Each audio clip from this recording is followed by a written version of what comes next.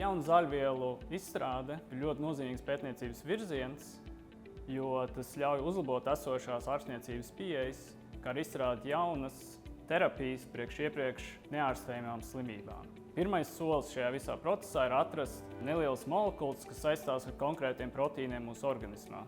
Ja mums ir proteīni, kas veic nevēlamas funkcijas, piemēram, veicina vēža šūnu attīstību vai to izplatību, vai arī ir iesaistīts dažādu patogēnu mikroorganismu izdzīvošanā un vairošanā. Tādēļ pētnieki ir ieinteresēti atrast molekulas, kas kā atslēgu un slēdzeni sadara kopā, un tādā veidā var bloķēt šī proteīna darbību. Mūsu fragmentu biblioteka sastāv no ļoti liela daudzuma dažādu savienojumu. Ar kodolmagnētisko rezonanci mēs pārbaudām, kuri no šiem savienojumiem saistās ar mūsu konkrēto proteīnu, kas izraisa slimību vai ir iesaistīts šīs slimības norisē.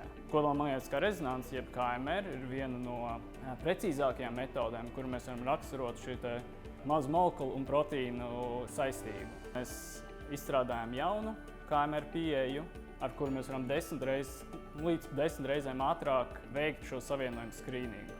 Mūsu projektā mēs neradām jaunas zāles, bet mēs esam izveidojuši metodoloģiju vai pieeju, ar kuru citi zinātnieki, citi pētnieki var daudz ātrāk nokļūt līdz tam brīdim, kad viņi saprot, kuras no šīm daudzajām molekulām ir aktīvas pret viņu ieinteresēto mērķa proteīnu. Tādā veidā tas var stipri samazināt laiku līdz tiem nākamajiem soļiem, kas nepieciešami zāļu vielu attīstīšanā. Kopā ar kompāniju Enemine, kas ir viena no lielākajām Ukrainas ķīmisko savienojumu piegādāju kompānijām, mēs kopīgi izveidosim servisu, kurā pētnieki un zinātnieki var mums atsūtīt savus mērķa proteīnus, kurus mēs tālāk pārbaudām ar mūsu metodoloģiju un kā produktu viņiem sniedzam atpakaļ šīs aktīvās molekulas pret viņu ieinteresētajiem proteīniem.